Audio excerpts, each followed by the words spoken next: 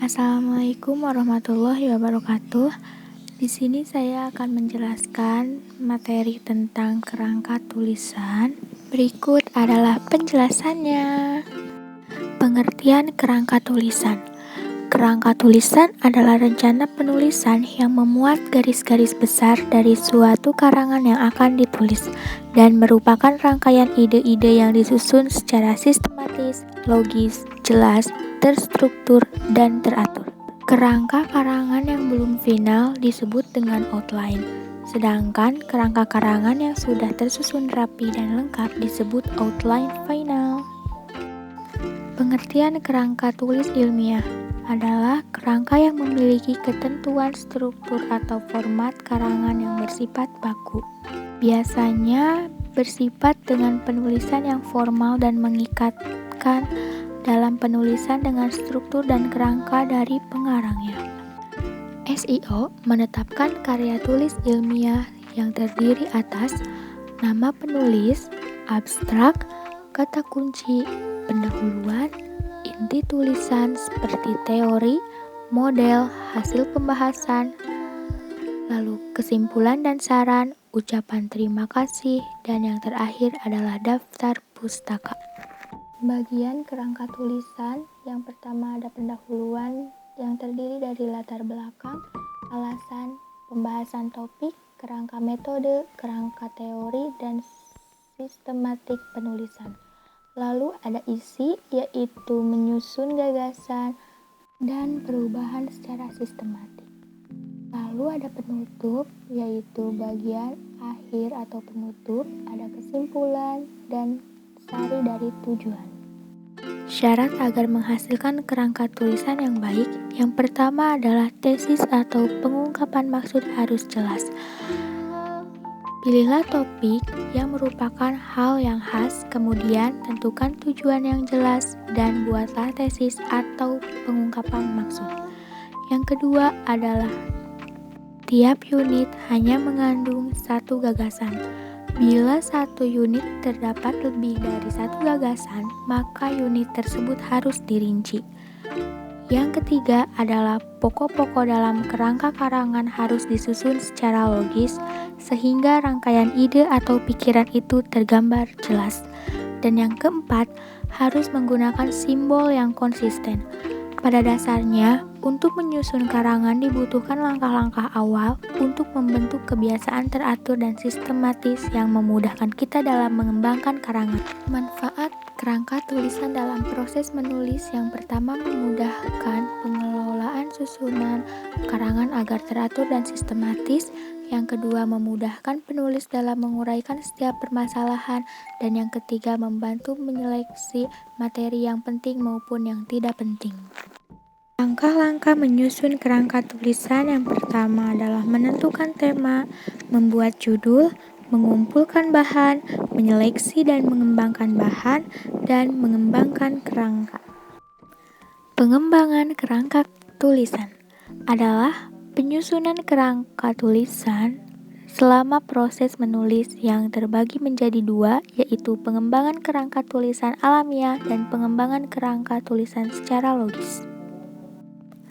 Pengembangan kerangka tulisan alamiah. Pola alamiah adalah suatu urutan unit-unit kerangka karangan sesuai dengan keadaan yang nyata di alam. Sebab itu, susunan alamiah itu didasarkan pada ketiga atau keempat dimensi dalam kehidupan manusia: atas, bawah, melintang, menyeberang, sekarang, nanti, dulu, sekarang, timur, barat, dan sebagainya. Susunan alamiah dapat dibagi menjadi tiga bagian utama, yaitu yang pertama, pengembangan spasial atau ruang adalah pengembangan kerangka tulisan yang bertalian dengan lokasi kejadian. Urutan ini biasanya digunakan dalam tulisan-tulisan yang bersifat deskriptif. Lalu yang kedua adalah pengembangan kronologis atau waktu adalah pengembangan kerangka tulisan berdasarkan urutan kejadian suatu peristiwa atau tahap kejadian.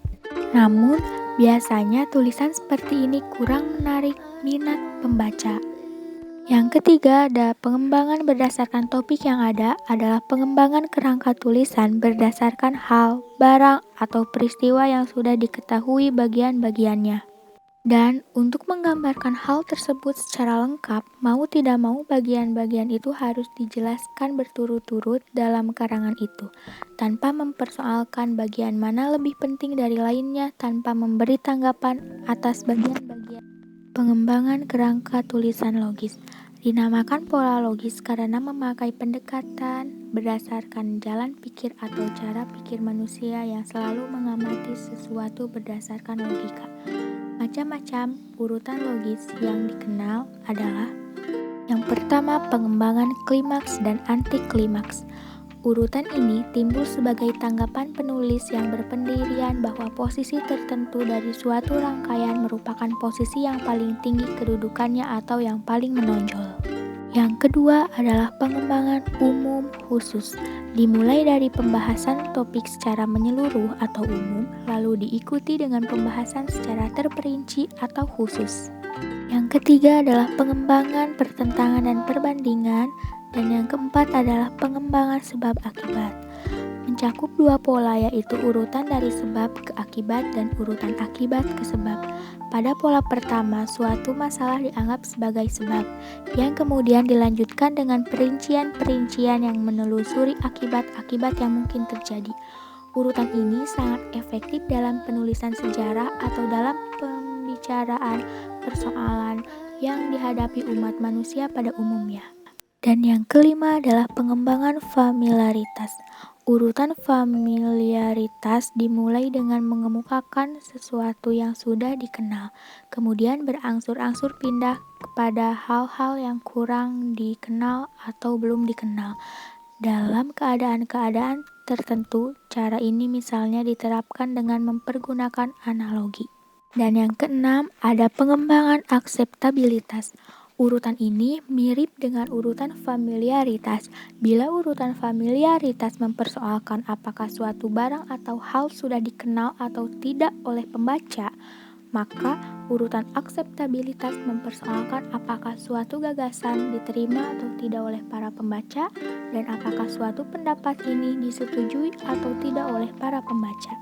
Selanjutnya ada jenis kerangka tulisan berdasarkan perumusan. Yang pertama ada kerangka tulisan kalimat, adalah kerangka tulisan yang unit-unitnya ditulis dalam perumusan kalimat. Kerangka kalimat ini mempergunakan kalimat deklaratif atau berita yang lengkap untuk merumuskan setiap topik, subtopik, maupun sub-subtopik lainnya. Lalu ada kerangka tulisan topik, adalah kerangka tulisan yang unit-unitnya ditulis dalam perumusan kata atau frase. Kerangka topik dimulai dengan perumusan tesis dalam sebuah kalimat yang lengkap. Sesudah itu, semua pokok, baik pokok-pokok utama maupun pokok-pokok bawahan, dirumuskan dengan mencantumkan topiknya saja, tidak mempergunakan kalimat yang lengkap.